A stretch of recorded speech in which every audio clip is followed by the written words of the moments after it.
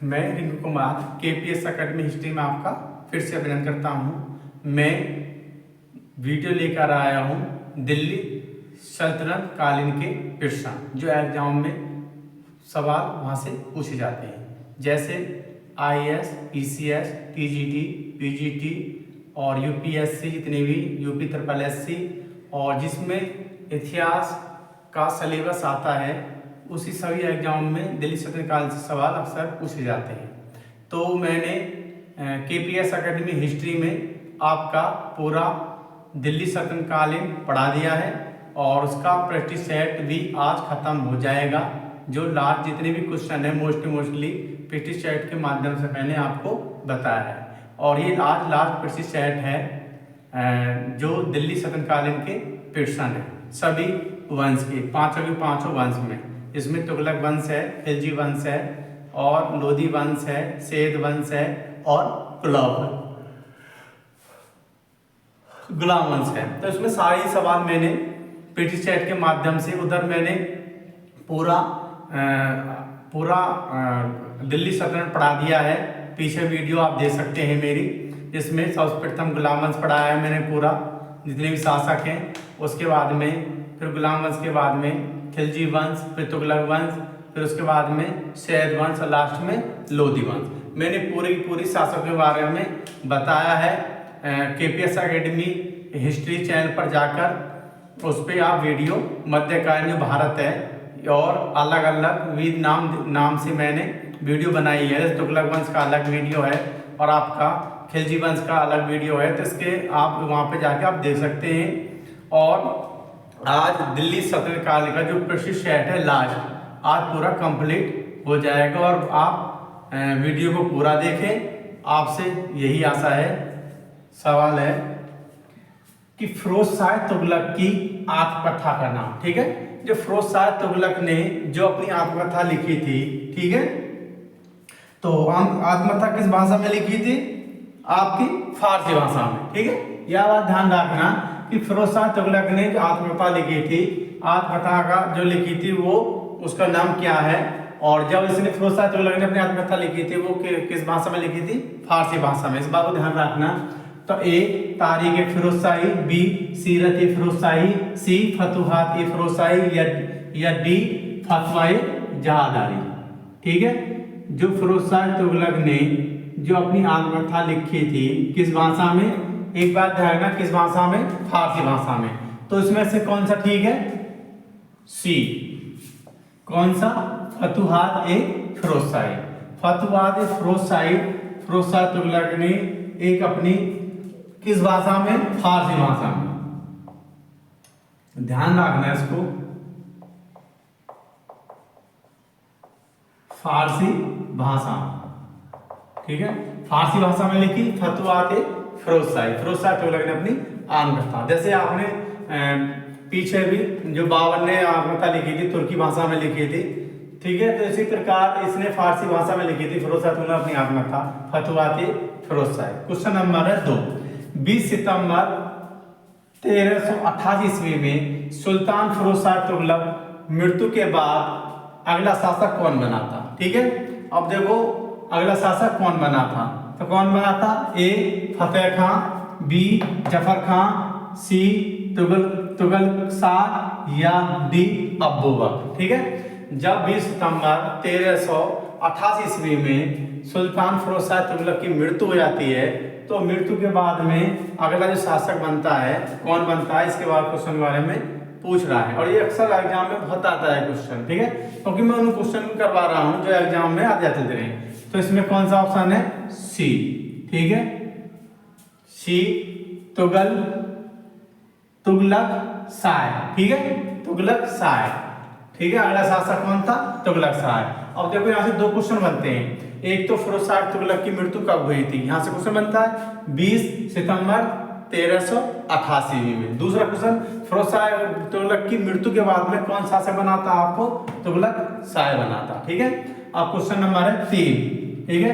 तैमूर ने भारत पर आक्रमण किसके शासनकाल में किया था? जब तैमूर ने भारत पर आक्रमण किया था तो उस समय कौन शासक था जिसने भारत पर आक्रमण किया था तैमूर ने उस समय में? तो ठीक है, ए अब्बू बकर, बी अलाउद्दीन सिकंदर शाह, सी नासिरुद्दीन महमूद, डी कोई नहीं। ठीक है, तो फिरोज तैमूर ने आक्रमण किया था कब?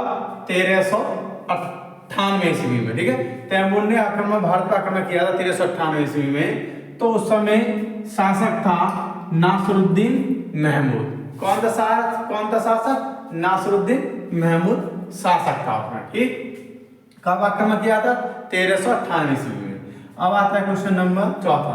तुगलक वंश का अंतिम शासक कौन था? ठीक, तुगलक वंश का अंतिम शासक कौन था? तो कौन था? Number A Khizr Khan, number B Nasiruddin Mahmud, number C Zafar Khan और नंबर डी फतेह खां। तुगलक वंश का जो अंतिम शासक था वो शासक कौन था? बी नासिरुद्दीन महमूद। तुगलक वंश का अंतिम शासक नासिरुद्दीन महमूद था। नासिरुद्दीन महमूद के शासनकाल में ही तैमूरलंग ने 1398 ईस्वी में भारत पर आक्रमण किया था। ठीक है, क्वेश्चन नंबर 5, तैमूरलंग किस वंश का था? ठीक है, ये क्वेश्चन भी बहुत ज्यादा पूछा जाता है कि तैमूरलंग किस वंश का था? तो किस वंश का था? अफगान का, ए, बी मंगोल का, सी तुर्क का, डी बल्लास का। तो तैमूरलंग किस वंश का शासक था? सी तुर्क का शासक। ठीक है, तुर्क वंश का शासक था, तुर्क शासक था। ठीक है, तो ये क्वेश्चन है।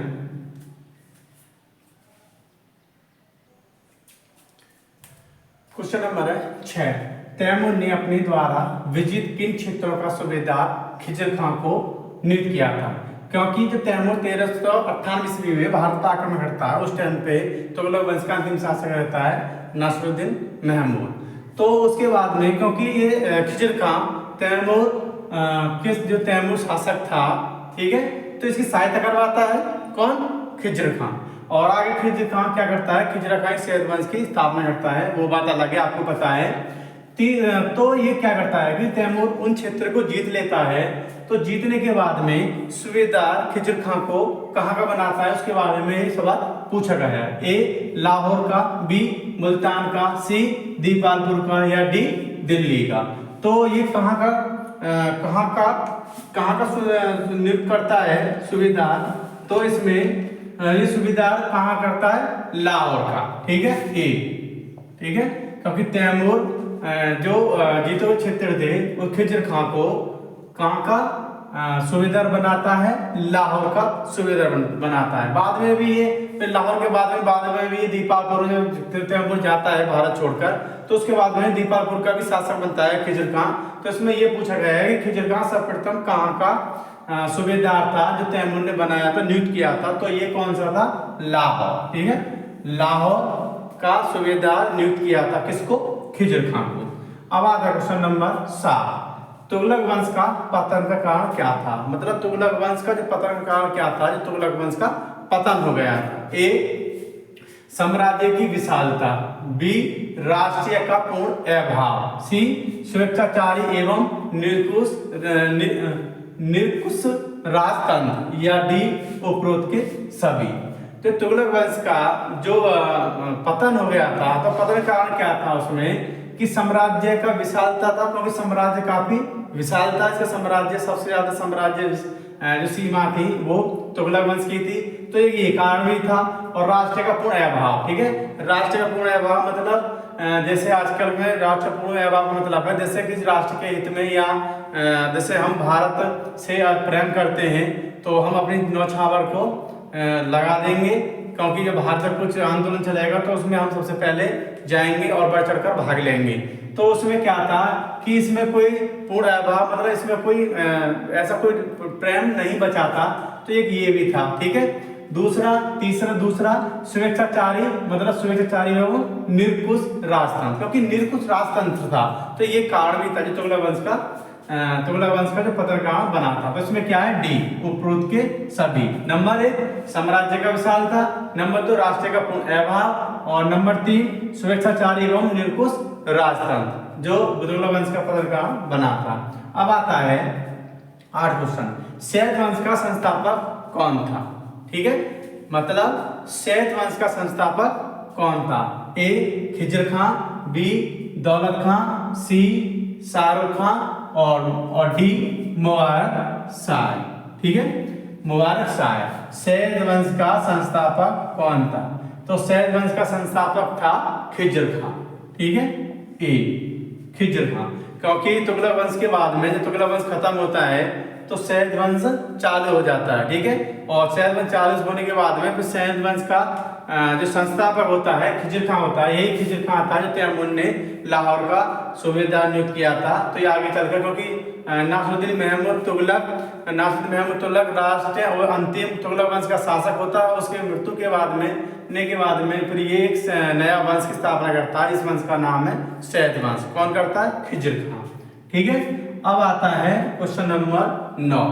दिल्ली पर अधिकार करने के खिज्र खां को किसको लड़ना पड़ा था? दिल्ली पर अधिकार करने के लिए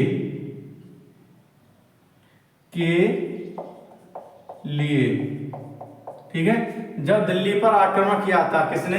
खिज्र खां ने। ठीक है, तो खिज्र खां ने, क्योंकि दिल्ली पर ये शासन करने जाता था, क्योंकि दिल्ली से ही ज्यादातर जो शासक थे वो दिल्ली, क्योंकि दिल्ली जिसने जीत ली वही शासन बन जाता था भारत में, जो साम्राज्य थे। तो इसने क्या करा? तो इसमें क्वेश्चन पूछ रहा है कि जब दिल्ली पर अधिकार करने के लिए खिज्र खां को किससे युद्ध लड़ना पड़ा था? ठीक है, दिल्ली पर अधिकार करने के लिए खिज्र खां को किससे युद्ध लड़ना पड़ा था? तो इसमें बारे में क्वेश्चन है। ए दौलत खां, बी मुबारक खां, सी मल्लू इकबाल या डी जफर खां। जब दिल्ली पर अधिकार करने के लिए खिज्र खां को युद्ध लड़ना पड़ा था तो वो लड़ना पड़ा था दौलत खां। किससे? दौलत खां से लड़ना पड़ा था दिल्ली पर अधिकार करने के लिए। ठीक है, अब आता है क्वेश्चन नंबर 10। ठीक है, क्वेश्चन नंबर 10।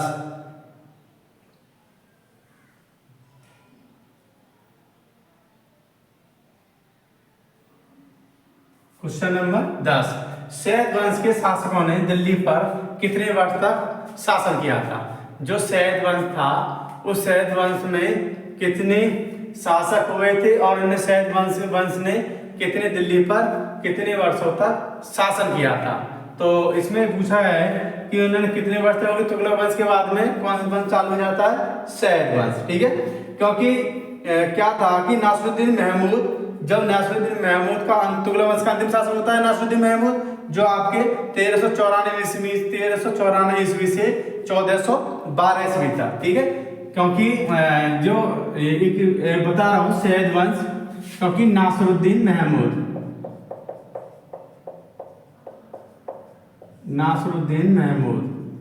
ठीक है 1394 और 1412।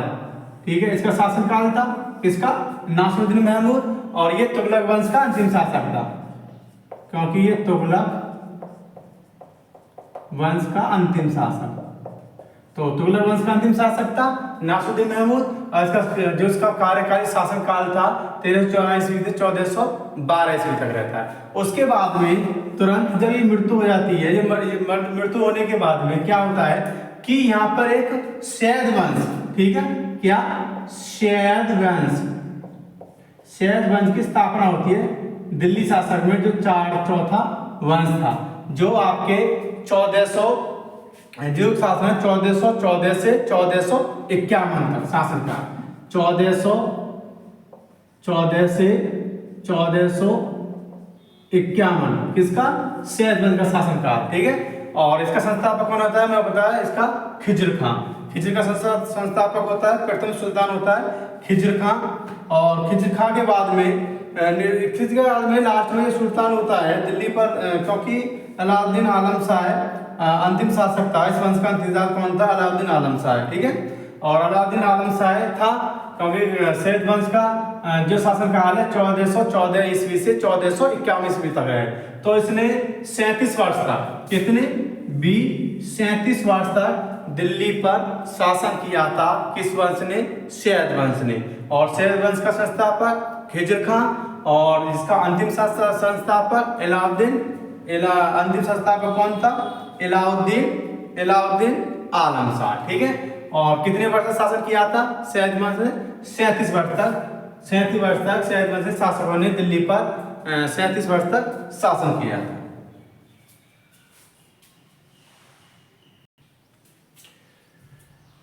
क्वेश्चन नंबर 11, खिजर खां ने सुल्तान की उपाधि ने धारण करके कौन सी उपाधि से शासन कार्य का संचालन किया था?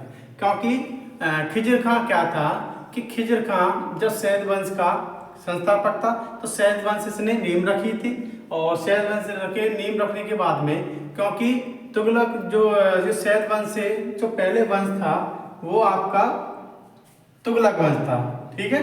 क्योंकि तुगलक वंश का जो अंतिम शासक था नासरुद्दीन महमूद था, ठीक है। एक सिंपल बात है, तुगलक वंश का अंतिम शासक नासरुद्दीन महमूद था, और तुगलक वंश खत्म हो जाता है, समाप्त हो जाता है, तो एक नई वंश की स्थापना होती है जिसका नाम है सैद वंश, ठीक है।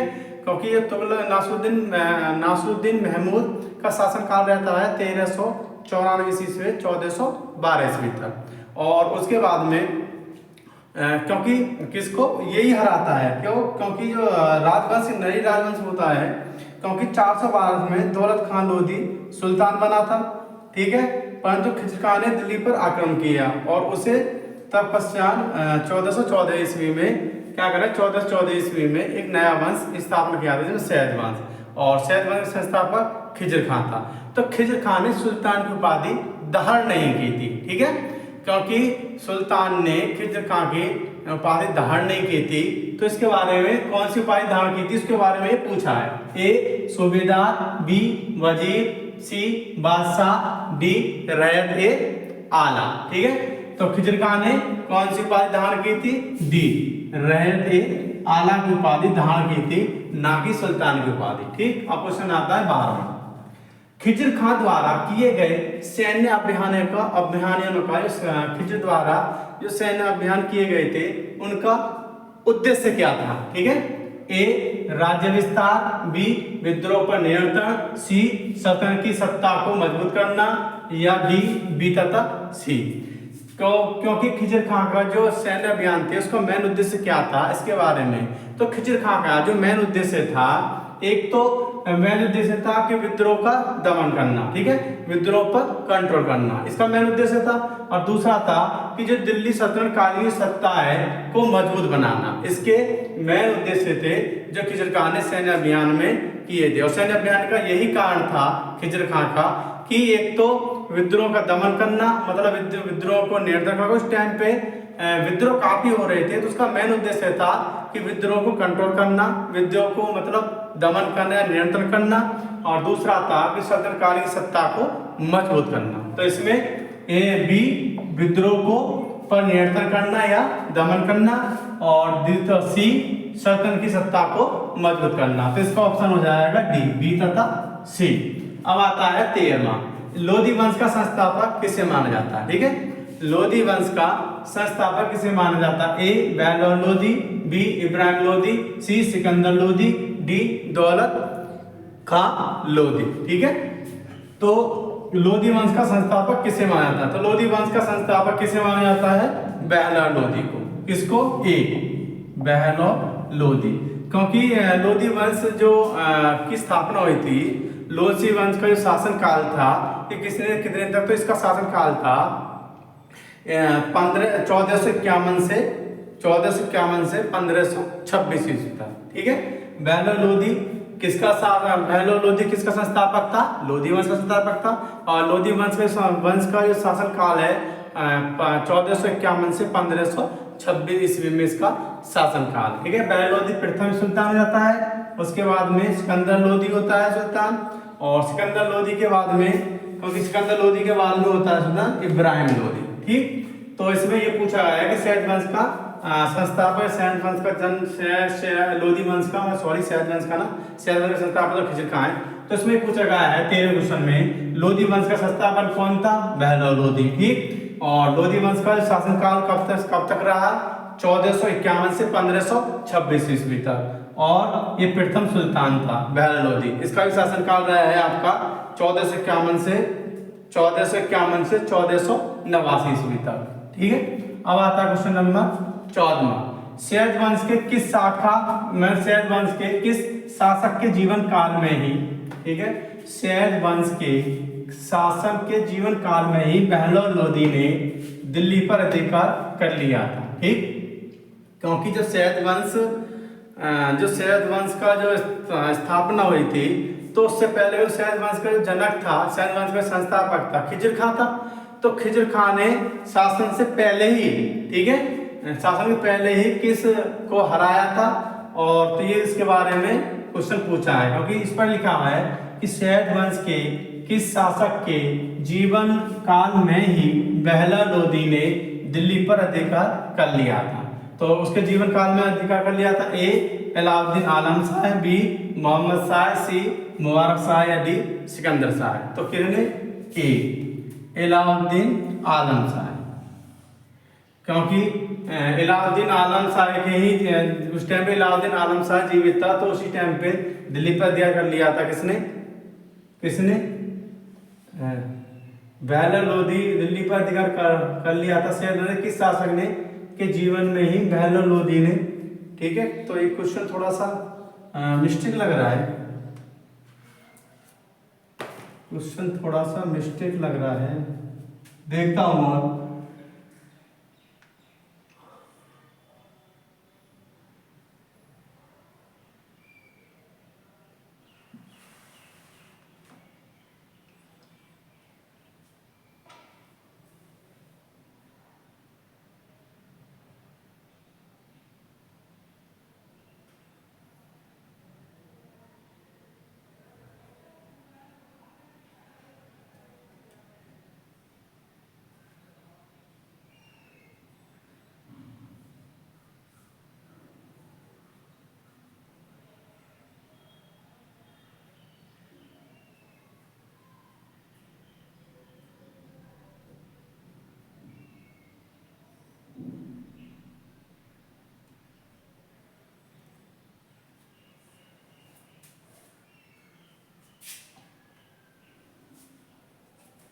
बहला लोदी नहीं है, यहाँ पे आएगा खिज्र खां।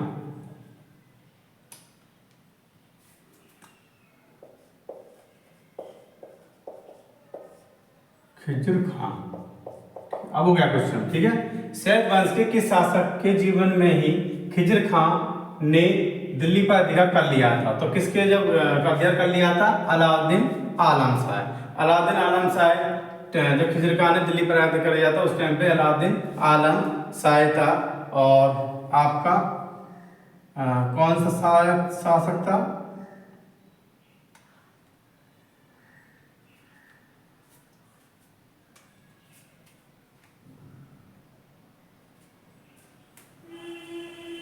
नहीं, ये क्वेश्चन ठीक है। ये सैयद वंश के किस शासक के जीवन काल में ही बहला लोदी ने,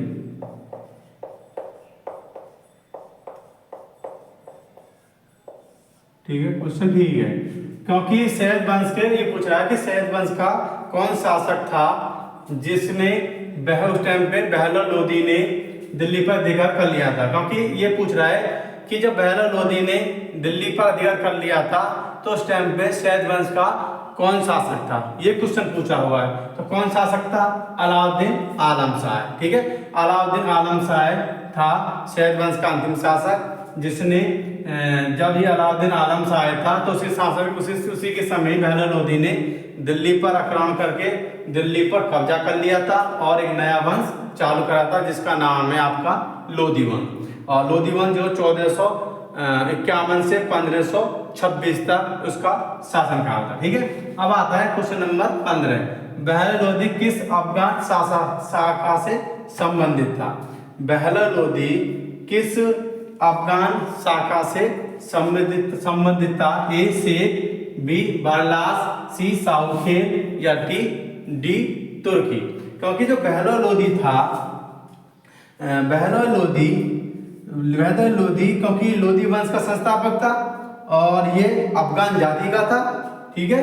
क्योंकि बहला लोदी था, ये किसका? अफगान जाति का था और आपका लोदी वंश का संस्थापक था। तो इसमें पूछा है किस शाखा से संबंधित था, तो इसमें किस शाखा से? सी साहूखेल। ये क्वेश्चन बहुत पूछा जाता है।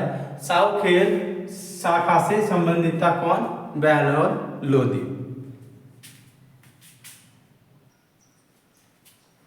सुल्तान बनने से पहले बहला लोदी किस प्रांत का सूबेदार था? ठीक है, इसमें क्वेश्चन पूछा गया है कि जब सुल्तान बहला लोदी बना था, सुल्तान बहलोदी बना था, तो उससे पहले सुल्तान बहलोदी किस प्रांत का सूबेदार था? ए बदायूं का, बी पंजाब का, सी मुल्तान का, डी सरहिंद का। ठीक है, तो वो सुल्तान बनने से पहले कौन? बहलोदी। तो ये किस प्रांत का सूबेदार था? तो इसमें किस प्रांत का सूबेदार था? ये डी सरहिंद का सूबेदार था। ठीक है, अब क्वेश्चन नंबर आता है 17।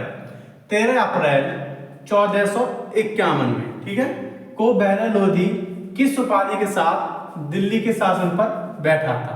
क्योंकि ये पूछा है कि ये पूछा है कि 13 अप्रैल, क्योंकि जो बहलोदी जो गद्दी पर बैठा था 13 अप्रैल 1451 ईस्वी में, ठीक है, तो वो बहलोदी किस उपाधि के साथ में दिल्ली की राजगद्दी पर बैठा था? ए बहलोल ए आजम लोदी, बी बहलोल शाह गाजी, सी बहलोल लोदी, या डी इब्राहिम शाह लोदी। तो किस नाम से बैठा था ये? बी बहलोल शाह गाजी। किस नाम से बैठा था? बहलोल शाह गाजी के नाम से बैठा था। अब यहाँ से दो क्वेश्चन हो गए। एक पता है कि बहलोदी राजगद्दी पर कब बैठा था दिल्ली की पे? तो कब बैठा था? 13 अप्रैल 1451 ईस्वी में। फिर उसके बाद में बहलोदी किस नाम से राजगद्दी पर बैठा था? तो किस राजगद्दी है? बहलोल शाह गाजी के नाम से दिल्ली की राजगद्दी पर बैठा था। दो क्वेश्चन बन गए। अब क्या है कि बहलोल लोदी था, इसका जीवन, इसका सिस्टम क्या है कि 13 अप्रैल 1451 से 1526 ईस्वी तक इसका शासन काल है। किसका? लोदी वंश का। अब आता 18 क्वेश्चन। बहलोदी के शासन काल की महत्वपूर्ण सफलता थी क्या थी? क्योंकि जो बहलोल लोदी की सबसे महत्वपूर्ण शासन की, जब तक उसने शासन किया था, किसने? बहलोदी ने। क्योंकि इसने जो शासन किया था बहलोदी ने 1451 से 1489 ईस्वी तक, तो 1451 से 1489 ईस्वी के बीच में शासन काल किया था बहलोदी ने। प्रथम 1451 से और 1489 तक। तो इसमें क्वेश्चन पूछ रहा है कि उसके शासन काल में सबसे महत्वपूर्ण घटना, सबसे महत्वपूर्ण सफलता क्या थी बहलोदी के शासन काल में? ए जौनपुर राज्य का सल्तनत में विलय, बी विद्रोह सरदारों का पूर्ण दमन, सी दिल्ली सल्तनत की पतनों की प्रतिष्ठा को पुनः संवारने का प्रयास, ठीक है, या डी उपरोक्त के सभी।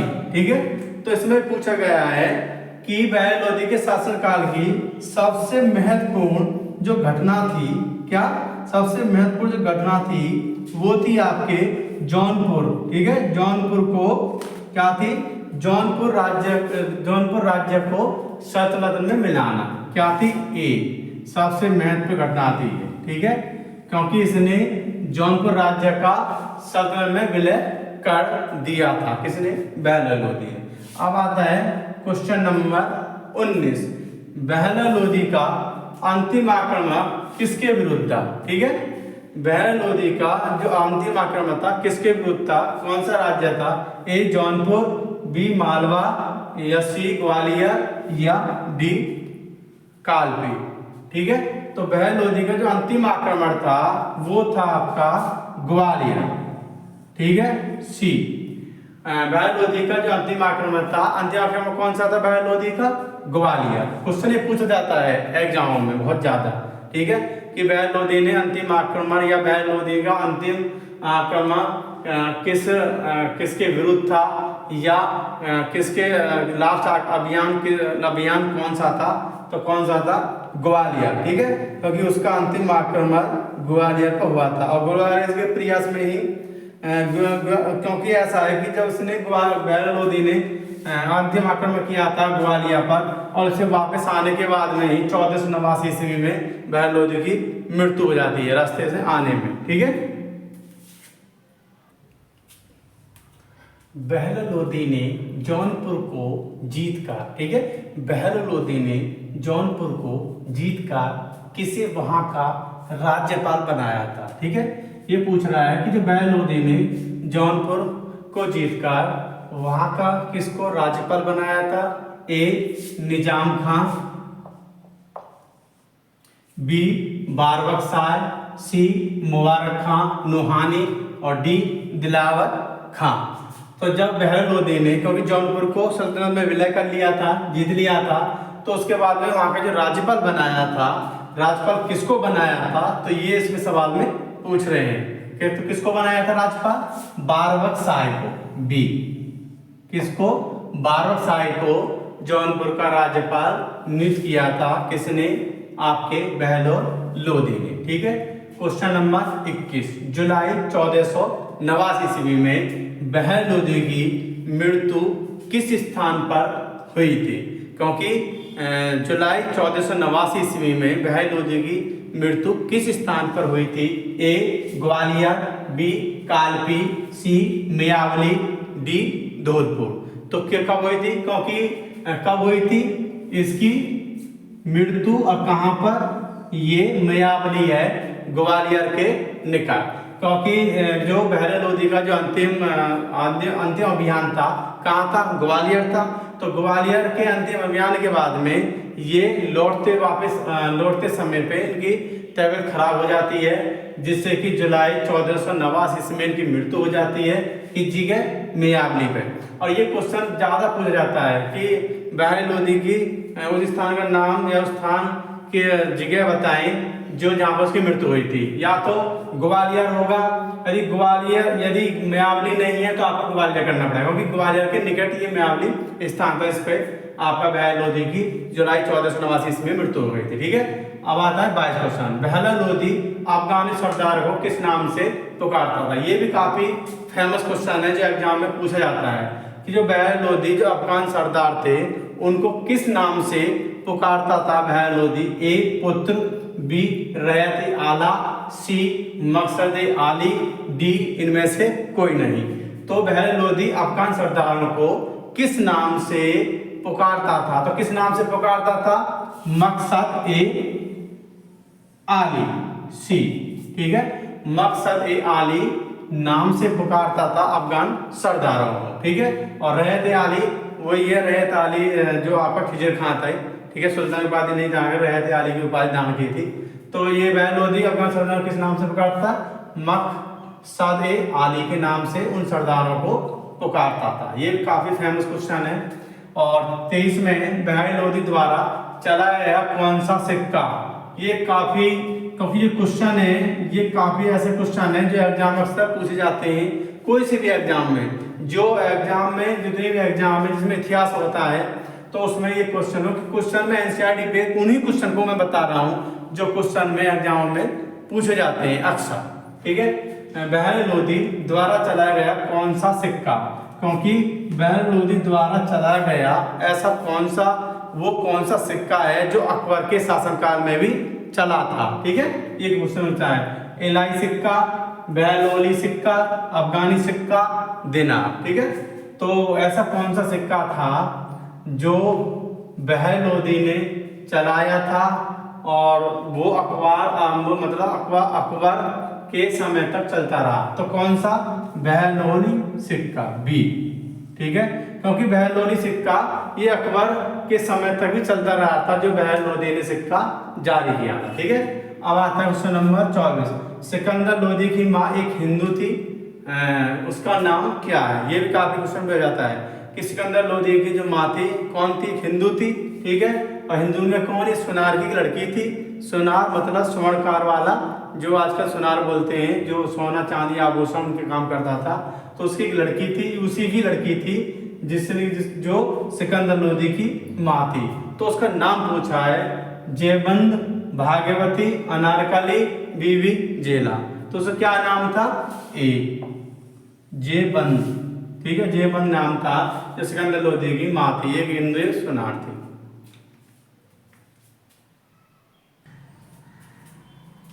26 क्वेश्चन, सिकंदर लोदी को सिंहासन पर बैठने से पूर्व और बाद में, ठीक है, किसको, सिकंदर लोदी को। ठीक है, सिकंदर लोदी को सिंहासन पर बैठने से पूर्व और बाद में अपने किन प्रतिद्वंदियों से संघर्ष करना पड़ा था, क्योंकि जब सिकंदर लोदी सिंहासन पर बैठा था, ठीक है, क्योंकि बहलोल लोदी के बाद में सिंहासन पर कौन बैठा था, सिकंदर लोदी बैठा था, जिसका सिकंदर लोदी का शासन काल था 1489 से 1517 ईस्वी तक। ठीक है, तो कितना शासन काल था सिकंदर लोदी के, 1489 से 17 ईस्वी था सिकंदर लोदी का शासनकाल था लोदी वंश में, और पहले लोदी के बाद में दूसरा शासक था। ठीक है, तो इससे पहले और बाद में जो सिंहासन में बैठा था किन प्रतिद्वंदियों से संघर्ष करना पड़ा था सिकंदर लोदी को? ए बारबक शाह, बी इंसा खान लोदी, सी आजम खान हुमायूं, डी उपरोक्त के सभी। तो इसने किनको, क्योंकि बैठने से पहले भी और बैठने के बाद में भी, क्योंकि क्या सिंहासन से पहले, क्योंकि सिंहासन पे तो ये 1489 में बैठता है, तो उससे पहले और उसके बाद में भी 1517 तक तो इसने विद्रोह हुए थे, क्योंकि विद्रोह हुए थे, काफी विद्रोह हुए थे। उन विद्रोह को दमन करने के लिए सरदारों का विद्रोह हुआ था। तो वो कौन कौन थे? तो आपका बारबक शाह था, ठीक है, बारबक शाह था, ईसा खान लोदी भी था, और आजम हुमायूं था। इसके सिकंदर लोदी के प्रतिद्वंदी जो ये सभी थे, कौन कौन? बारबक शाह, ईसा खान लोदी, आजम हुमायूं, उपरोक्त के सभी। आंसर हो जाएगा इसके उपरोक्त के सभी। ठीक है, आता है 27 क्वेश्चन। सिकंदर लोदी का सैन्य अभियान का उद्देश्य क्या था? सिकंदर लोदी का सैन्य अभियान का उद्देश्य क्या था? राज्य का विस्तार करना, विद्रोह को सरदारों को दमन करना, अन्य सरदारों को सल्तनत के अधीन में मिलाना, उपरोक्त के सभी। तो सिकंदर लोदी जो बताया था, सिकंदर लोदी का, क्योंकि सिकंदर लोदी जब शासन बना था दिल्ली लोदी वंश का, दूसरा शासक बना था, दिल्ली की राजधानी में बैठा था, तो उस समय काफी विद्रोह हो रहे थे, और विद्रोह होने के बाद में अन्य थे, क्योंकि इसका जो महत्व था, क्योंकि उस टाइम पे शासक बना था तो विद्रोह हो रहे थे, राज्य का इतर बितर हो रहा था, तो इसका जो मेन उद्देश्य था, एक तो विद्रोह को दबाना, ठीक है, जो विद्रोह सरदार कर रहे थे उनको दबाना, और दूसरा राज्य का विस्तार करना, तीसरा जो अन्य सरदार थे उनको सल्तनत के अधीन करना। इसका मेन उद्देश्य था अभियान किसका? सिकंदर लोदी का। तो कौन कौन से थे?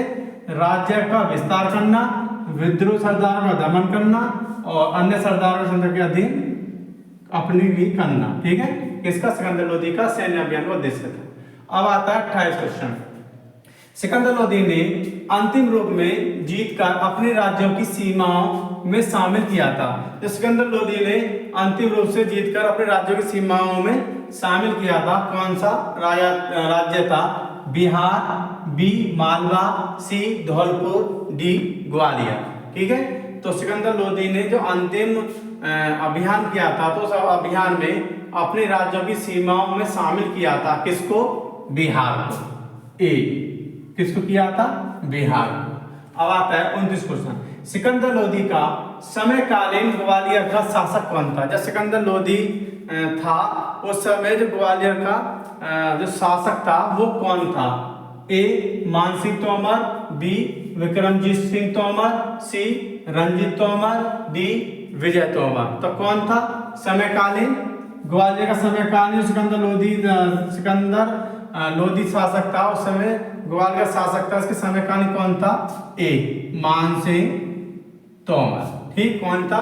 मान सिंह तोमर। सिकंदर लोदी ने आगरा की नींव कब रखी थी? ठीक है, तो कब रखी थी? 1503 ईस्वी में, 1504 ईस्वी में, 1506 ईस्वी में, और 1505 ईस्वी में। एक क्वेश्चन यहाँ से बनता है कि आगरे की जो स्थापना, नगर की स्थापना किसने करी थी?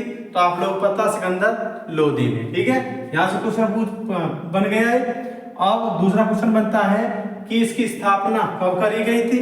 तो इसकी स्थापना जो करी गई थी आपकी 1504 ईस्वी में करी गई थी। बी कब करी गई थी? 1504 ईस्वी में आगरा की स्थापना करी थी, जो सिकंदर लोदी ने इस आगरा शहर या आगरा नगर की स्थापना की थी।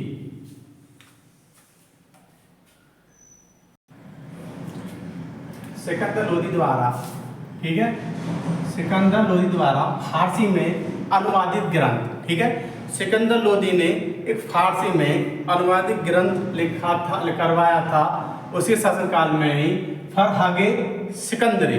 ठीक है, किस नाम से? फरहगे सिकंदरी।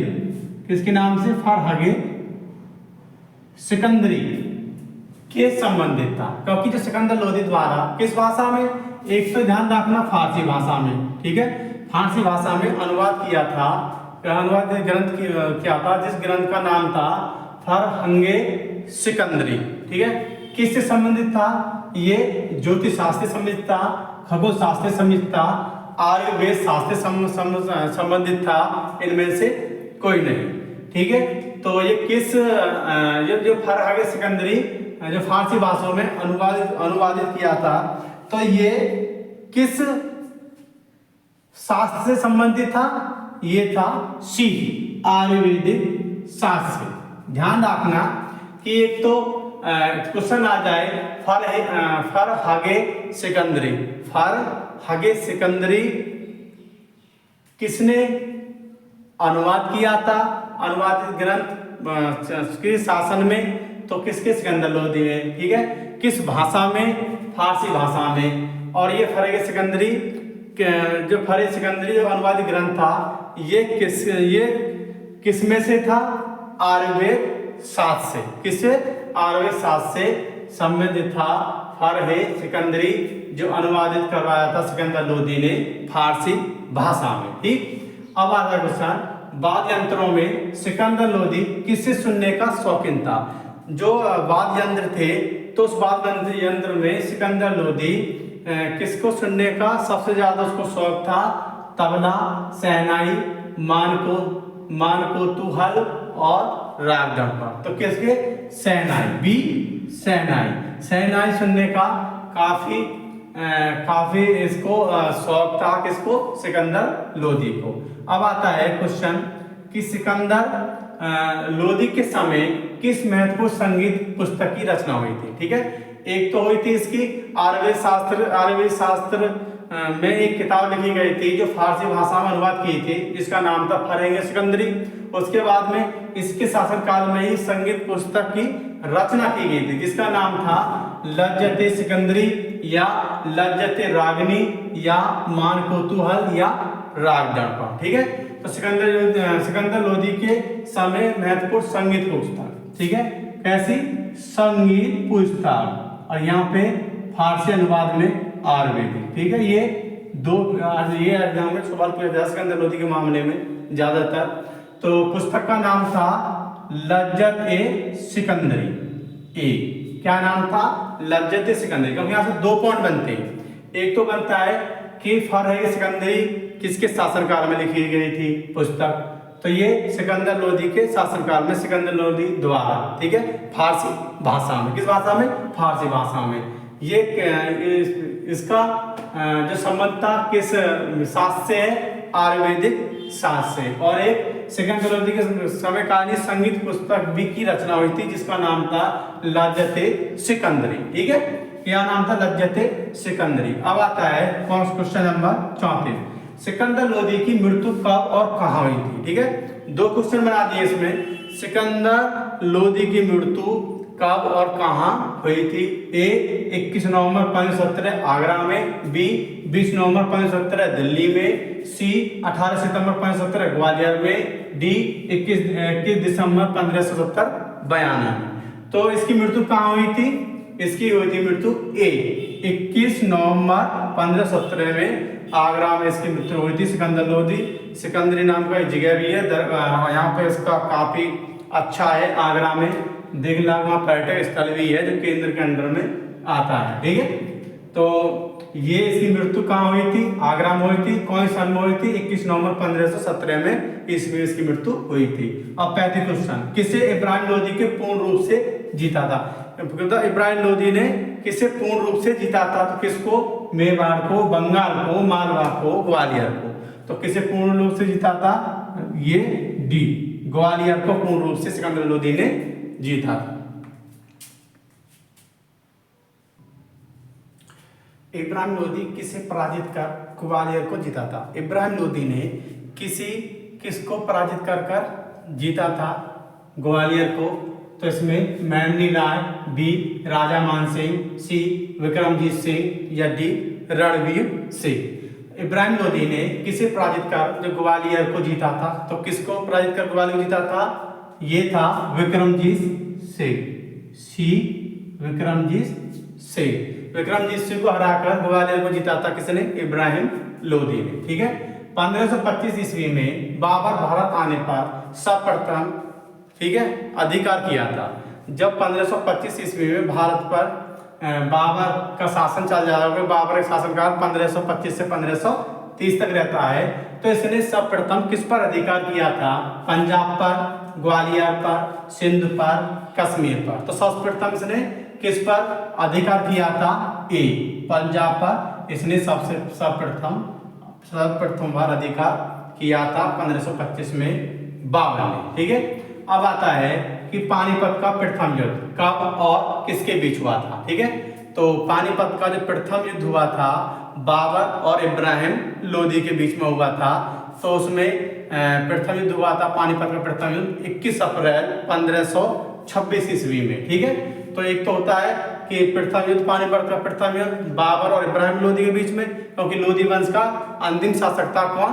इब्राहिम लोदी। और आपको पता ही है कि इसको आमंत्रित किया था तुम्हारे राणा सागा ने और दौलता खान ने और आलम खान ने इसको आमंत्रित किया था, इसको इब्राहिम हराने के लिए, दिल्ली पर आक्रमण करने के लिए अकबर को। ठीक है, और उधर अकबर क्या करता है कि उधर अकबर समरकंद और फरगना को, समरकंद क्योंकि समरकंद पहले ये कहाँ का शासक रहता है, 11 वर्ष की आयु में बाबर कहाँ का शासक बन जाता है?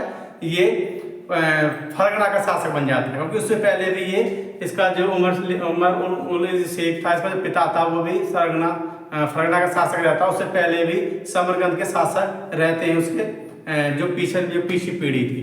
तो क्या होता है कि जो बाबर है, तो बाबर को आमंत्रित कौन करता है? राणा सागा, दौलत खान लोदी और आपका आलम खान लोदी। चाचा था आलम खान लोदी, दौलत लोदी पंजाब का अफगान सरदार था और राणा सागा मेवाड़ का राजपूत शासक था। ये आमंत्रित करते हैं किसको? बाबर को। ठीक है, तो जब बाबर का आमंत्रित करते हैं तो बाबर आता है और उधर बाबर की भी स्थिति काफी खराब हो जाती है, क्योंकि फरगना का शासन को छोड़कर समरकंद के शासन के चक्कर में लग जाता है, जिससे कि समरकंद भी उससे हाथ से निकल जाता है और आपका समरकंद भी हाथ से निकल जाता है और फरगना भी हाथ से निकल जाता है बाबर। तो उसके बाद में इसको फिर क्या होता है कि इसका कोई ऐसा उद्देश्य नहीं रहता, एक छोटा टुकड़ा बच जाता है इसका, वो पहाड़ी प्रदेश होता है उसमें। फिर बाद में वो भी छीनने के बाद में भटकता रहता है और अफगानिस्तान के स्थानों पर भटकने के बाद में फिर एक उसका उद्देश्य रहता है बाहर की तरफ आना, और उसको न्योता भी मिलता है, वैसे न्योता ही मिलता है। न्योता आने के बाद में ही पानीपत का प्रथम युद्ध होता है इब्राहिम लोदी और बाबर के बीच में, जो 21 अप्रैल 1526 ईस्वी में होता है। ठीक है, तो यहाँ पे पानीपत का प्रथम युद्ध कब और कहाँ, ठीक है, कब हुआ था? ये 21 अप्रैल 1526 ईस्वी में। और किन किन के बीच में हुआ था?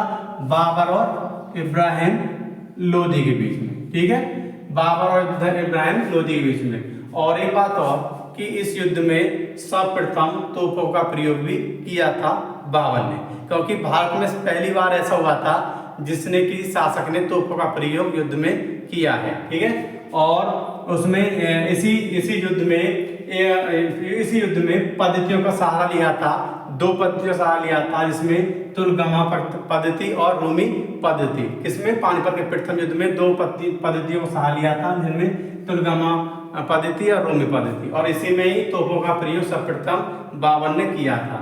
और जो कुशल तोपची थे, क्योंकि जो कुशल तोपची थे, तो कुशल तोपची का जो नाम थे, तो 2 कुशल तोपची थे, जिसका नाम उस्ताद अली और मुस्तफा। ठीक है, ये 2 तोपची थे, उस्ताद अली और मुस्तफा, जो कुशल तोपची थे, जो पानीपत के प्रथम युद्ध में आए थे। ठीक है, बाबर के साथ में। और इब्राहिम लोदी के बारे में एक इतिहासकार ने, मध्यकालीन इतिहासकार ने एक काफी फेमस परिभाषा लिखी है इसके इब्राहिम लोदी के बारे में। उसने लिखा है, वह मृत्यु पर्यंत लड़ा और एक सैनिक की भांति मारा गया। ठीक है, क्योंकि ये लड़ता रहा और ये लड़के रणभूमि से नहीं भागा, जैसे राणा सागा और आपका राणा सागा, क्योंकि राणा सागा ने बाबर को बुलाया था, और जिसने दौलत खान लोदी ने बाबर को बुलाया था, आलम खान ने भी बाबर को बुलाया था।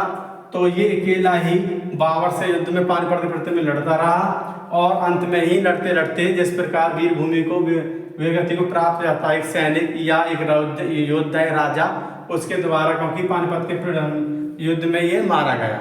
ठीक है, तो इसलिए किसने लिखा था? ये फरिश्ता के अनुसार, ये फरिश्ता लिखा था किसको? इब्राहिम लोदी को। उसने लिखा था, वह मृत्यु पर्यंत लड़ा और एक सैनिक की भांति मारा गया। किसे लिखा था? फरिश्ता ने, जो इतिहासकार थे। और इसका जो लोधी वंश का जो पतन का कारण क्या था, सबसे मेन पॉइंट आता है, पतन का कारण था इसका इब्राहिम का व्यक्तित्व। ठीक है, पतन का कारण क्या था? इब्राहिम का व्यक्तित्व। अब पानीपत से भी काफी क्वेश्चन है, इसलिए मैंने और ज्यादा लंबी वीडियो हो जाती है, इसलिए मैंने ये पॉइंट लिख दिया है। एक तो पानीपत का प्रथम युद्ध, ठीक है, कब? 21 अप्रैल 1526। उसके बाद में दूसरा कहाँ पानीपत का प्रतियुद्ध कहाँ लड़ा गया था? तो पानीपत में ही लड़ा गया था। और किन के बीच में लड़ा गया था? बाबर और इब्राहिम के बीच में लड़ा गया था। ठीक है, सर्वप्रथम तोपों का प्रयोग किस युद्ध में हुआ था? पानीपत के युद्ध में हुआ था। ठीक है, और इसमें बाबर ने पद्धतियों का सहारा लिया था। तो किस पद्धतियों का सहारा लिया था? 2 पद्धतियों का सहारा लिया था, इसमें तुलगमा पद्धति और रूमी पद्धति। ठीक है, और कुशल तोपची का नाम क्या था? जो 2 कुशल तोपची थे, इसका एक का नाम मुस्ताद अली था और दूसरे का नाम मुस्तफा था। उसके बाद में ये पूछता है, उसके बाद में फरिश्ता क्या कहता है कि इब्राहिम लोधी के बाद में कि वह मृत्युपर्यंत लड़ा और एक सैनिक के भांति मारा गया। ठीक है, और इसका लोधी वंश का जो पतन का जो कारण बनता है, वो बनता है इब्राहिम का व्यक्तित्व। क्योंकि इब्राहिम का व्यक्तित्व इसलिए बनता है क्योंकि इसका चाचा जो आलम खां, वो भी चाहता था कि दिल्ली पर स्वतंत्र वो राज्य स्थापित करे। और आपका जो मेवाड़ का राज्य शासक था राणा सागा, वो भी चाहता था कि दिल्ली पर वो सत्ता स्थापित करे। उसके बाद में अफगान सरदार था जो दौलत खान लोधी भी चाहता था मैं पंजाब में स्वतंत्र राज्य की स्थापना कर सकूं। और इसी कारण आगे ये मना कर देता है। और मना करने के बाद में फिर ये तीनों ही फिर उसको बाबर को आमंत्रित करते हैं भारत में आने के लिए। ठीक है, और आज पूरी जो ब्रिटिश साइड था, दिल्ली सल्तनत काल के जितने भी क्वेश्चन है 5 वंश के, और तो दिल्ली काल की सल्तनत जो 5 वंश के हैं, तो उसमें सभी एग्जाम में जो क्वेश्चन आते हैं मैंने एक तरफ से आपको करवा दिया है। और आज ये लास्ट वीडियो है दिल्ली सल्तनत काल के ब्रिटिश सेट मैंने चलाया था। ठीक है, और सब KPS अकेडमी हिस्ट्री चैनल को ओपन करें, उस पर ब्रिटिश सेट लगा रखा है मैंने, जो वीडियो, और उसमें सारे ही जो दिल्ली सल्तनत काल के 5 वंश के, जिसमें गुलाम वंश है, तुगलक वंश है, सैद वंश है, लोधी वंश है, खिजड़ी वंश है। ठीक है, तो इसमें सभी एक तरफ से सवाल जो मुश्किल सवाल है जो अक्सर एग्जाम में पूछ जाते हैं, उसकी वीडियो मैंने आपको पूरी बनाई है। आज कंप्लीट होगा। जो ब्रिटिश सेट मेरा उद्देश्य था कि जो सल्तनत कालीन में जो क्वेश्चन आते हैं उनको ब्रिटिश सेट के माध्यम से आप लोगों के लिए पहुंचाऊं। और वीडियो को पूरा देखना, आप वहां पे जा दे सकते हैं, क्योंकि ब्रिटिश सेट मैंने अलग से किया एक तरफ से 1 2 3 4 ऐसे करने के बाद में पूरा किया, जो पूरा दिल्ली सल्तनत काल का पूरा ही क्वेश्चन उसमें है। ठीक है, अब आगे जो ब्रिटिश सेट करवाऊंगा मैं आपके लिए बता दूंगा। और वैसे जो मैं आप पढ़ा रहा हूँ दिल्ली सल्तनत काल में पढ़ा दिया है पूरा। अब चल रहा है मुगल काल। ठीक है, मुगल काल में मैंने 2 वीडियो बना दी हैं आपकी मुगल काल में, क्योंकि बाबर का समय आता है सल्तनत काल के बाद में। जो बाबर का मुगल वंश का संस्थापक होता है बाबर, उसका शासनकाल होता है 1526 से 1530 तक। तो मैंने बाबर के समय का जो राजनीति दशा थी उसके बारे में एक वीडियो बनाई है, और दूसरी वीडियो बनाई है बाबर। ठीक है, बाबर कहाँ का रहने वाला था, शासक क्या था, कैसे था, उसके बारे में बाबर का जीवन परिचय के बारे में दूसरा मैंने आपको वीडियो बनाई है। और आपसे अनुरोध है कि KPS अकेडमी हिस्ट्री चैनल को सब्सक्राइब करें, लाइक करें, बेल आइकन को पुश करें, और अपने दोस्तों के लिए शेयर करें, और अधिक से अधिक कमेंट करें, और अधिक से अधिक इस वीडियो को अपने दोस्तों के लिए फॉरवर्ड करें, जिससे कि मेरे को भी फायदा हो और आप लोगों का भी फायदा हो। ठीक है, धन्यवाद।